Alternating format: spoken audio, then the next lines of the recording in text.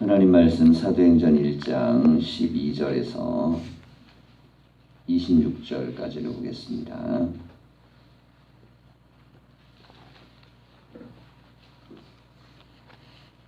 교독하겠습니다.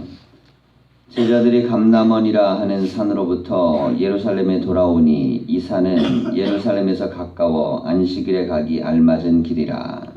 들어가 그들이 유하는 다락방으로 올라가니 이들어 요한, 야고보, 안드레와 빌립, 토마와 바돌로메, 마테와 및 알페오의 아들 야고보, 셀로신 시몬, 야고보의 아들 유다가 다 거기 있어.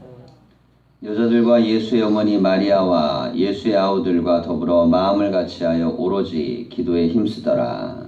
모인 무리의 수가 약 120명이나 되더라. 그때에 베드로가 그 형제들 가운데 일어서서 이르되, 형제들아, 성령이 다윗의 입을 통하여 예수 잡는 자들의 길잡이가 된 유다를 가리켜 미리 말씀하신 성경이 응하였으니 마땅하도다. 이 사람은 본래 우리 수 가운데 참여하여 이 직무의 한 부분을 맡았던 자라. 이 사람이 불의의 싹스로 밭을 사고 후에 몸이 곰두박질하여 배가 터져 창자가 다 흘러나온지라. 이 일이 예루살렘에 사는 모든 사람에게 알려져 그들의 말로는 그 밭을 아겔다마라 하니 이는 비바디라는 뜻이라. 시편에 기록하였을 때 그의 거처를 황폐하게 하시며 거기 거하는 자가 없게 하소서 하였고 또 일렀을 때 그의 직분을 타인이 취하게 하소서 하였도다. 그러함으로 요한의 세례로부터 우리 가운데서 올려져 가신 날까지 주 예수께서 우리 가운데 출입하실 때에 항상 우리와 함께 다니던 사람 중에 하나를 세워 우리와 더불어 예수께서 부활하심을 증언할 사람이 되게 하여야 하리라 하거늘. 그들이 두 사람을 내세우니 하나는 바사바라고도 하고 별명은 유스도라고 하는 요셉이요 하나는 마띠아라. 그들이 기도하여 이르되 무사람의 마음을 아시는 주여 이 두 사람 중에 누가 주님께 택하신 바 되어 봉사와 및 사도의 직무를 대신할 자인지를 보이시옵소서. 유다는 이 직무를 버리고 제 곳으로 갔나이다 하고. 함께 읽겠습니다. 제비 뽑아 마띠아를 얻으니 그가 11사도의 수에 들어가니라. 아멘.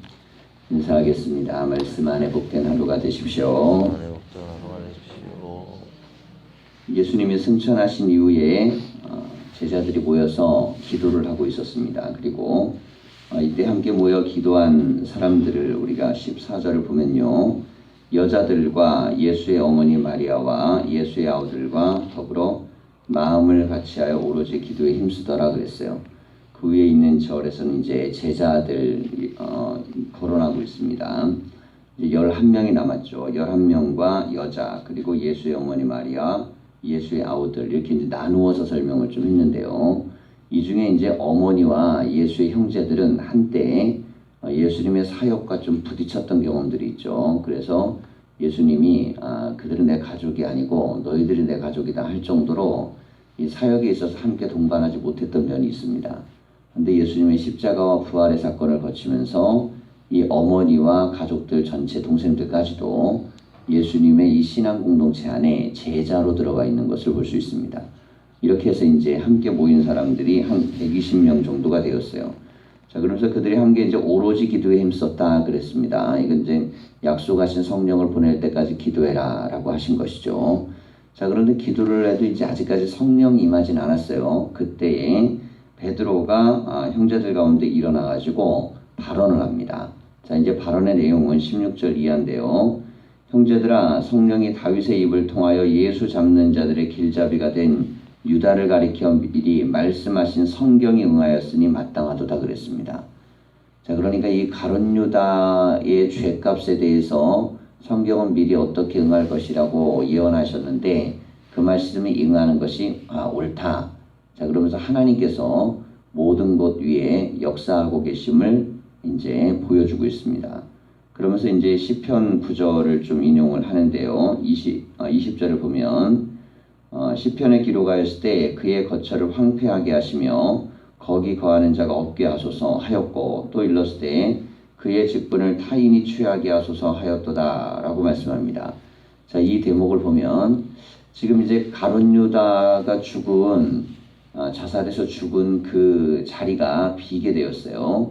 근데 이 부분에 대해서 이제 대체하여 인물을 뽑는 것이 합당하다는 제안을 한 것입니다.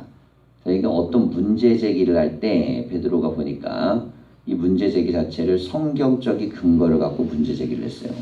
자, 이게 이제 달라진 베드로의 모습입니다. 베드로가 이전에 예수님을 따라다녔을 때에 가장 중요했던 건 뭐냐면 뭔가 자기가 뭘 해내야겠다는 의욕이 항상 뭘 해내고 또 하고 싶어하고 이게 되게 중요하게 자리를 잡았다면 지금 여기에서 뭘 하는 것보다 더 중요한 건 하나님의 뜻이 무엇인가를 갖다 깨달은 것입니다. 그래서 이제 성경적 근거를 가지고 사람들에게 제안을 했죠. 자, 그러면서 21절을 보면 이러함으로 요한의 세례로부터 우리 가운데서 올려져 가신 날까지 주 예수께서 우리 가운데 출입하실 때에 항상 우리와 함께 다니던 사람 중에 하나를 세워 우리와 더불어 예수께서 부활하심을 증언할 사람이 되게 하여야 하리라 하거늘 그랬습니다. 자, 그러면 이제 성령 오순절 사건이 일어나기 바로 직전에 지금 이제 12제자를 보충하는 이 사건이 있는데요. 이 사건 이후에 이제 성령이 역사합니다. 그럼 이게 이제 굉장히 중요한 준비 단계인 것이죠. 근데 이제 베드로가 지금 이야기할 때 성경에서 예언된 대로 가룟 유다는 징벌을 받았고 또 마땅히 그 직분을 다른 사람이 취하는 것이 옳다라고 또 성경에 되어 있는데 이대로 우리가 좀 하는 게 옳겠다. 자, 그럼 그걸 왜 해야 되는가에 또 근거가 있어야겠죠. 그 이유는 부활의 증인을 삼아야 되기 때문이다 그랬어요. 자, 그러니까 이 직분을 세운 분명한 이유가 있습니다. 직분을 세운 건 부활의 증인을 세우는 것입니다. 자, 그렇다면 왜 꼭 12를 세워야 되는가에 대한 문제가 있어요. 그리고 가룟 유다가 죽었기 때문에 그 자리를 채웠는가, 이것도 또 중요한 문제입니다. 우리가 이제 사도행전도 읽어 나가다 보면 예수님의 제자 야고보가 칼에 맞아 죽죠. 그런데 사도의 결혼이 생겼는데 보충하지 않습니다. 그리고 이후에도 많은 사도들이 다 순교를 당하는데 순교를 당해도 그 자리를 보충하지 않아요.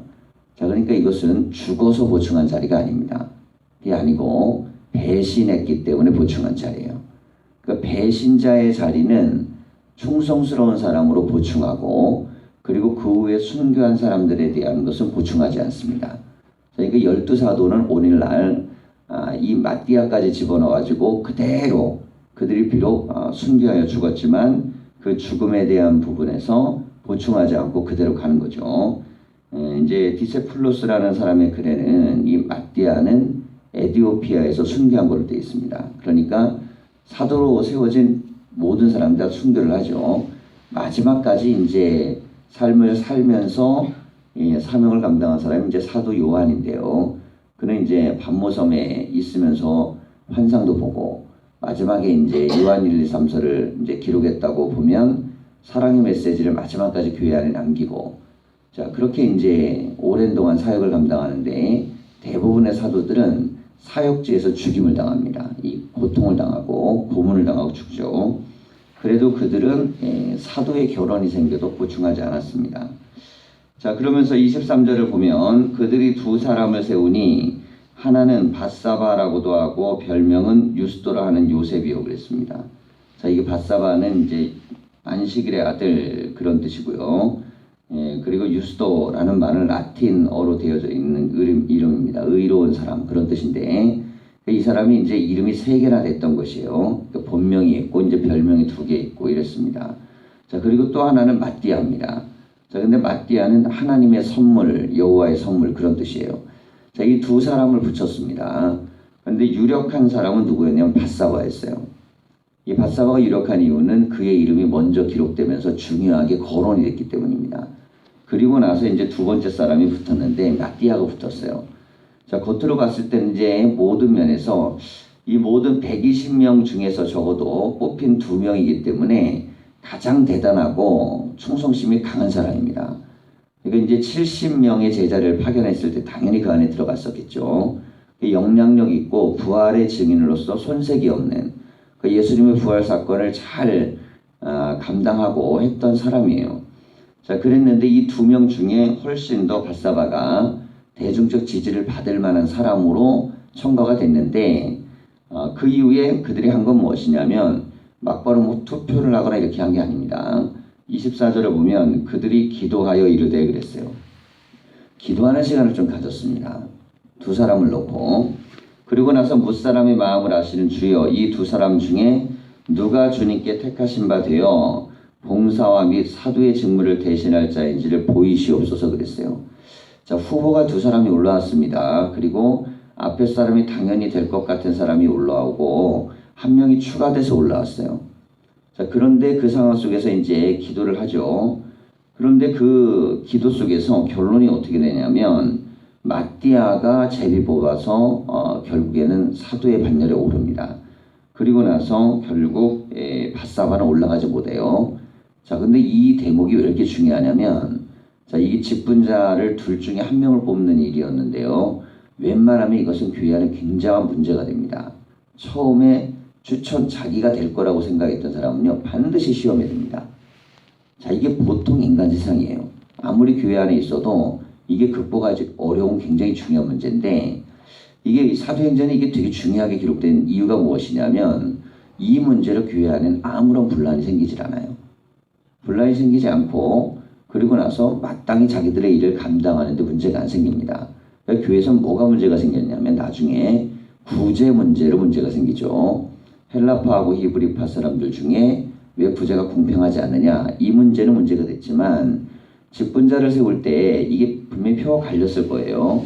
그래가지고 이게 이제 당연히 이제 어떤 사람이 먼저 자기는 추천이 됐기 때문에 될 거라고 생각했는데 안 되고 떨어져 나가죠.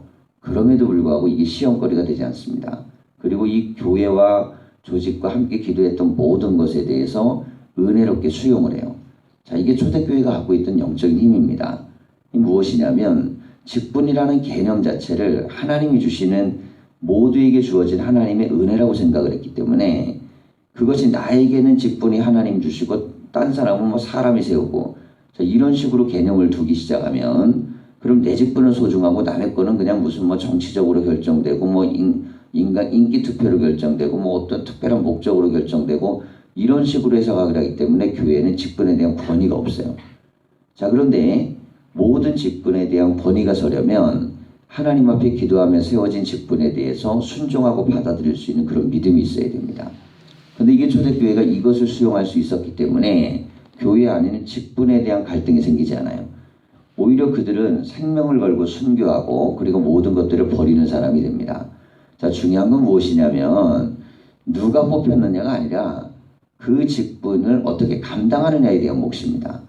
자, 이것이 감당이 되느냐 아니냐가 중요한 것이지 누가 뽑혔느냐를 갖고 문제를 삼기 시작하면 그러면 어마어마하게 이제 고통스러워지기 시작하겠죠. 자, 이것이 교회가 갖고 있었던 영적인 힘이었기 때문에 마귀가 이걸 갖고 흔들어 놓지 못합니다. 그래서 마귀가 이 사람들로 하여금 야, 도대체 왜 저 사람이 되냐? 이 사람이 약점이 있고 저 사람이 부족한 사람인데 당연히 사람에 대한 부분이 이제 선출이 되면요. 그러면 갈등이 생기면 약점을 잡게 돼 있어요. 그리고 끄집어내리려고 하게 돼 있습니다. 흠집을 내야만 뭔가 될 것 같은. 자, 그게 이제 인간 세상만 있는 게 아니라 교회 안에서도 얼마든지 발생할 수 있습니다. 자, 그런데 기도하면서 하나님 앞에 진실로 맡겼더니 교회 안에 이런 문제가 생기지 않는 거예요. 자, 그래서 교회가 영적으로 든든해서 가는 교회는 하나님이 우리에게 세워진 직분의 이해를 분명히 하는 교회입니다. 자, 그래서 봉사와 섬김, 자, 이게 이제 봉사와 사도의 직무 이렇게 되어져 있죠. 예, 25절을 보면요.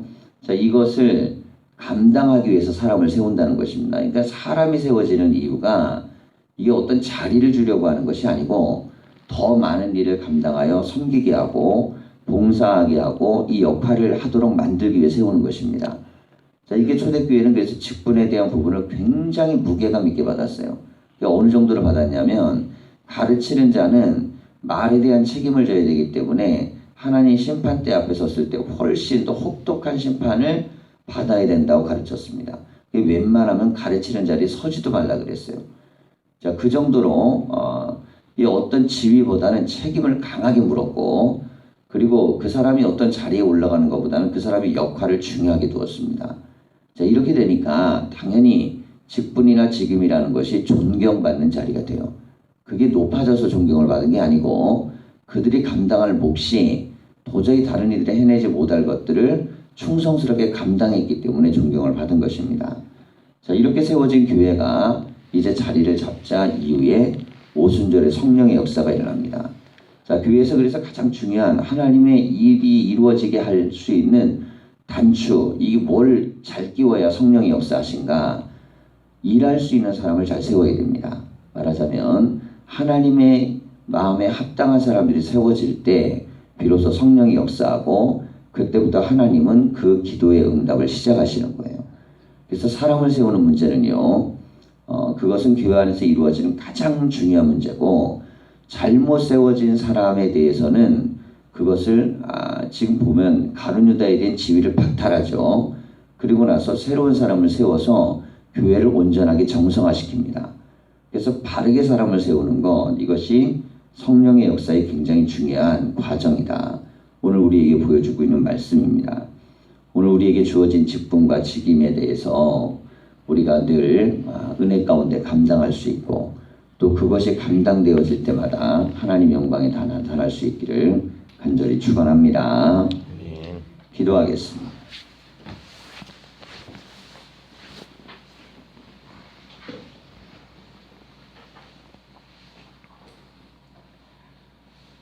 살아계신 하나님, 오늘도 주님께서 우리의 영혼들을 부르시고 하나님 앞에 나아가게 하셔서 말씀으로 하루를 시작하게 하심을 감사합니다.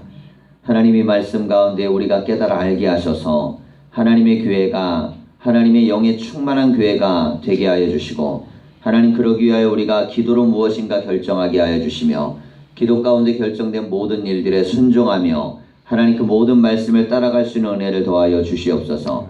그래야 교회는 늘 어떠한 선택을 하던 간에 그 선택 가운데 하나님의 은혜가 있게 하여 주시고 어느 길로 가던 간에 하나님의 영광이 드러나게 하여 주시옵소서. 하나님의 교회가 성령이 충만하여 사람을 세우는 것으로 갈등하지 아니하며 오히려 하나님의 영광과 능력이 하나님 강하게 나타나 성령이 역사하시는 은혜를 경험하게 되었습니다. 하나님 우리 사이에 하나님 이런 은혜들이 늘 있게 하셔서 교회 안에 사람을 세우고 만들어 갈 때마다 은혜가 있게 하여 주시고 능력이 나타날 수 있도록 은총을 더하여 주시옵소서. 감사를 드리며 예수님의 이름으로 기도하였습니다. 아멘.